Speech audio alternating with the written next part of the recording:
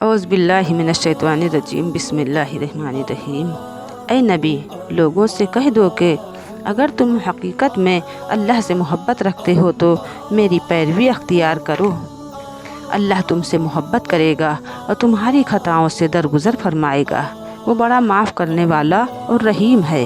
ان سے کہو کہ اللہ اور رسول کی اطاعت قبول کرو، پھر اگر وہ تمہاری یہ دعوت قبول نہ کریں تو یقیناً یہ ممکن نہیں کہ اللہ ایسے لوگوں سے محبت کرے جو اس کی اور اس کے رسول کی اطاعت سے انکار کرتے ہوں۔ اللہ نے آدم اور نوح اور آل ابراہیم اور آل عمران کو تمام دنیا والوں پر ترجیح دے کر اپنی رسالت کے لیے منتخب کیا تھا۔ یہ ایک سلسلے کے لوگ تھے جو ایک دوسرے کی نسل سے پیدا ہوئے تھے۔ اللہ سب کو سنتا اور جانتا ہے۔ وہ اس وقت سن رہا تھا جب عمران کی عورت کہہ رہی تھی کہ میرے پروردگار، میں اس بچے کو جو میرے پیٹ میں ہے تیری نظر کرتی ہوں، وہ تیرے ہی کام کے لیے وقف ہوگا۔ میری اس پیشکش کو قبول فرما، تو سننے اور جاننے والا ہے۔ پھر جب وہ بچی اس کے ہاں پیدا ہو گئی تو اس نے کہا، مالک، میرے ہاں تو لڑکی پیدا ہو گئی ہے، حالانکہ جو کچھ اس نے جنا تھا اللہ کو اس کی خبر تھی، اور لڑکا لڑکی کی طرح نہیں ہوتا۔ خیر، میں نے اس کا نام مریم رکھ دیا ہے، اور میں اسے اور اس کی آئندہ نسل کو شیطان مردود کے فتنے سے تیری پناہ میں دیتی ہوں۔ آخر کار اس کے رب نے اس لڑکی کو بخوشی قبول فرما لیا، اسے بڑی اچھی لڑکی بنا کر اٹھایا اور زکریہ کو اس کا سرپرست بنا دیا۔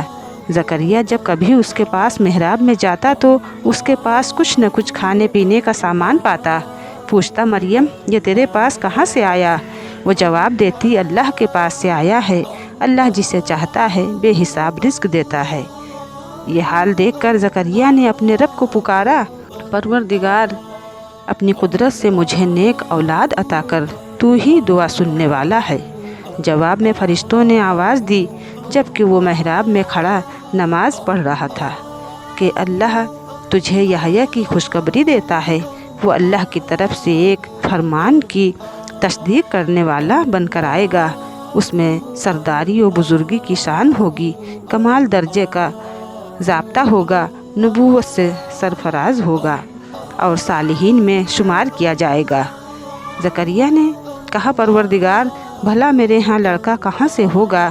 میں تو بہت بوڑھا ہو چکا ہوں اور میری بیوی بانجھ ہے۔ جواب ملا، ایسا ہی ہوگا، اللہ جو کچھ چاہتا ہے کرتا ہے۔ عرض کیا، مالک، پھر کوئی نشانی میرے لیے مقرر فرما دے۔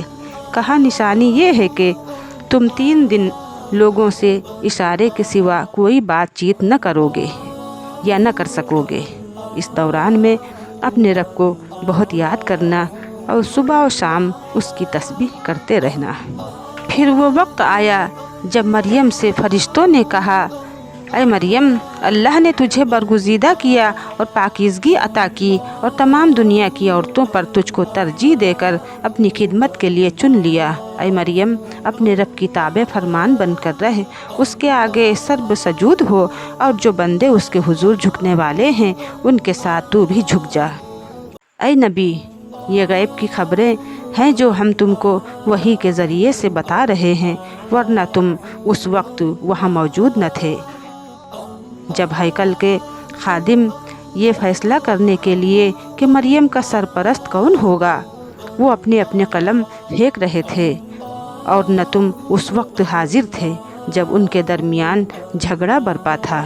اور جب فرشتوں نے کہا، اے مریم، اللہ تجھے اپنے ایک فرمان کی خوشخبری دیتا ہے، اس کا نام مسیح عیسیٰ ابن مریم ہوگا، دنیا اور آخرت میں معزز ہوگا، اللہ کے مقرب بندوں میں شمار کیا جائے گا، لوگوں سے گہوارے میں بھی کلام کرے گا، اور بڑی عمر کو پہنچ کر بھی وہ ایک مرد صالح ہوگا۔ یہ سن کر مریم بولی، پروردگار، میرے ہاں بچہ کہاں سے ہوگا؟ مجھے تو کسی شخص نے ہاتھ تک نہیں لگایا۔ جواب ملا، ایسا ہی ہوگا، اللہ جو چاہتا ہے پیدا کرتا ہے۔ وہ جب کسی کام کے کرنے کا فیصلہ فرماتا ہے تو بس کہتا ہے کہ ہو جا، اور وہ ہو جاتا ہے۔ فرشتوں نے پھر اپنے سلسلے کلام میں کہا، اور اللہ اسے کتاب اور حکمت کی تعلیم دے گا، تورات اور انجیل کا علم سکھائے گا، اور بنی اسرائیل کی طرف اپنا رسول مقرر کرے گا۔ صدق اللہ العظیم۔